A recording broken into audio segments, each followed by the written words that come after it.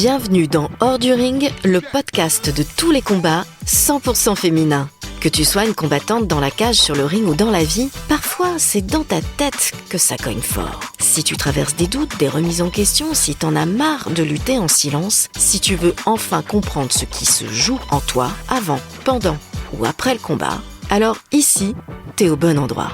Ici, tu peux déposer les armes, les gants, respirer et reconnecter avec la force que t'as peut-être oubliée. Je suis Mathilde Declercq, préparateur mental, et dans chaque épisode, je t'aide à transformer ton chaos personnel en puissance intérieure. Aujourd'hui, j'ai envie de te parler de cette sensation. Tu sais, cette sensation où, à l'entraînement, t'as une machine, tu frappes fort, tu t'appliques, et puis arrive le jour du combat, et là, c'est comme si tout était en train de se brouiller. Ton corps répond plus du tout pareil, t'as la gorge nouée, l'énergie dans les chaussettes, les jambes molles, et tu sens que t'es pas dedans.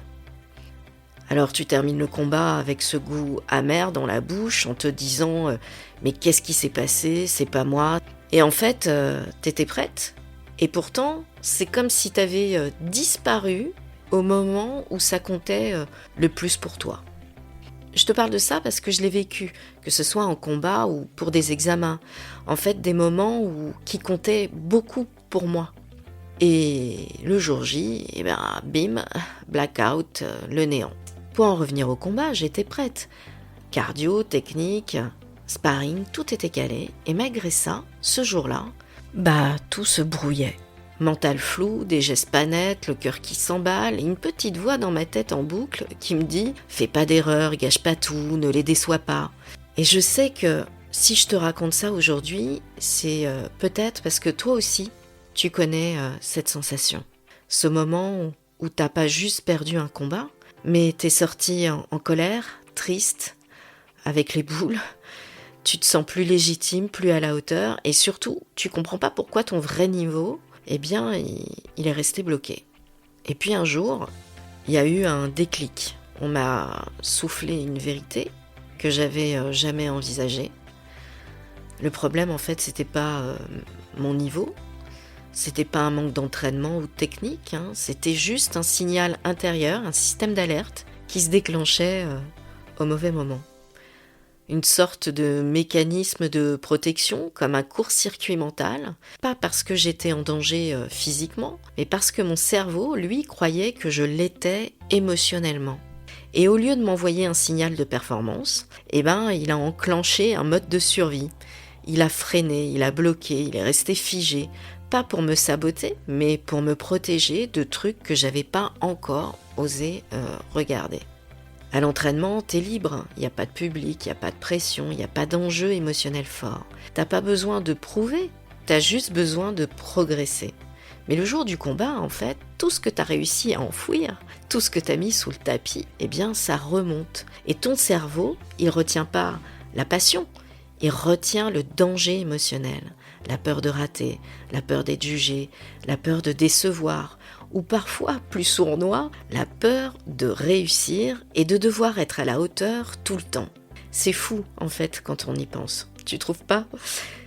Mais tant que ces peurs, elles restent floues, ton cerveau les traite comme un vrai danger. Et il fait ce qu'il sait faire, il te garde en sécurité. Même si ça veut dire rater ce qui est hyper important pour toi. Mais faut que tu saches un truc. C'est pas toi qui te sabote, c'est ta peur qui fait ce qu'elle peut, à sa manière, pour te protéger. Et avancer avec sa peur, ça s'apprend. Alors, la prochaine fois que ton cœur s'emballe avant un combat, pose-toi cette question. Est-ce que je combats pour me défendre ? Ou est-ce que je combats pour m'exprimer ? Parce que quand tu combats pour te défendre, tu résistes, tu cherches à ne pas perdre. Mais quand tu combats pour t'exprimer, tu vis, tu vibres, tu donnes tout ce que tu as. Tu cherches plus à prouver, tu cherches à incarner, à être. T'as juste à être là, à respirer, à ressentir et à faire ce que tu sais faire de mieux, te battre en étant présente, connectée et engagée.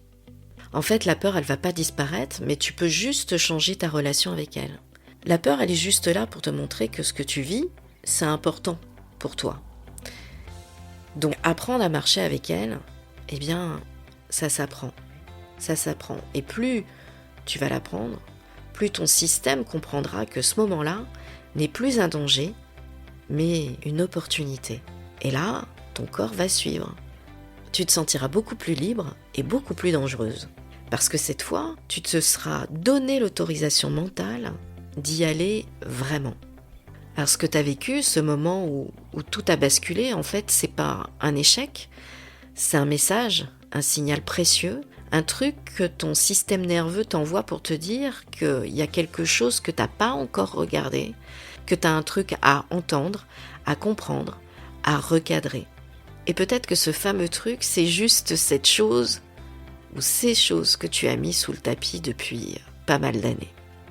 Le mental, c'est pas un bouton on-off, c'est un terrain d'entraînement, un vrai camp de base intérieur, un endroit où tu vas à la rencontre de ce qui te freine.